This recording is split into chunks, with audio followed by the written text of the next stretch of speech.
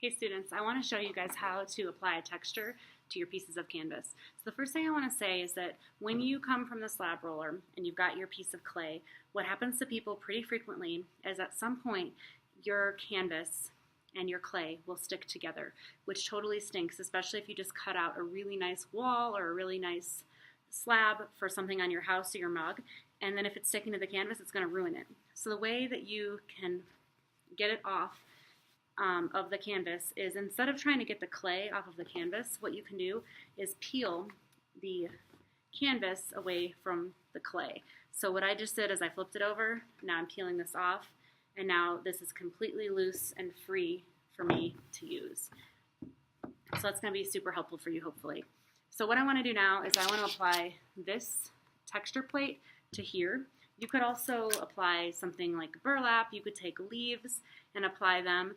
But when you change your texture, one thing that sometimes happens is that whatever you're trying to steal the texture from, like I'm trying to take the texture from this texture plate, what might happen is this might stick to this the same way the canvas did. And so to keep that from happening, what I did is after smoothing this canvas texture away from this, I gave my piece of clay a little bit of time, because right now I'm making it kind of damp in order to get the canvas texture off. I'm just smoothing it out with one of these small sponges, but you can probably kind of see that it's a little bit, there's a little sheen to it, it's a little bit wet, and this will stick to this. So anytime clay is wet, clay is sticky. So I would just actually set that aside to dry, or I would even go over to the blow dryer and just try to get that very surface top layer a little bit dry, which is what I already did with this piece. So this is not leather hard, but this very top layer of clay is just a little bit more dry. I'm also making sure that this is totally dry right now. If this was wet when I put it in here, it would be a problem. I don't mind if there's a little bit of dust on here. The dust will actually, because it's dry, will actually keep this from sticking. And what I would do is, I'm going to take the side that's popping out here, because I want the side that's popping out to push into my clay, and I would just lay it here, and I'm going to use my hands to just paddle it here, and then I'm going to peel it away, and the texture has changed here now, which hopefully you can kind of see in the monitor. Now if I went straight to here, this is still a little bit wet, it would stick. So I'm going to try to get it a little bit drier, dust it up. Some people even put like baking soda or baby powder, starch. There are things that will keep it from sticking. I just kind of dried mine off, and then I would go beside here, and I would apply the texture again,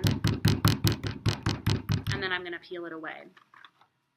And I'm getting this really lovely texture on top of my canvas, on top of my clay, which you're not really able to see. I can see that in the monitor, but you can't see it that well.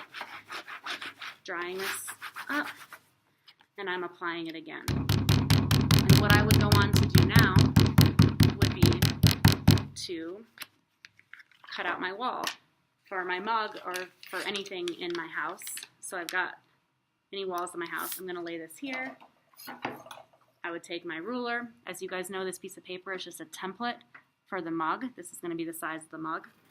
Cutting it here, making a horizontal line. Now I'm making a parallel line to that first one, also horizontal. And then I would make some vertical lines here and here.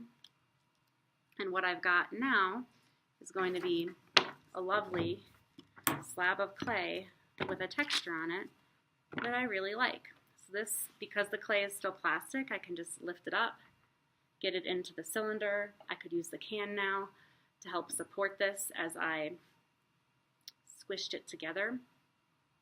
And then I would take the can out once I'd kind of squished, and then I would end up putting my handle right here to kind of cover up this seam. So that is how you can add a texture to your mug.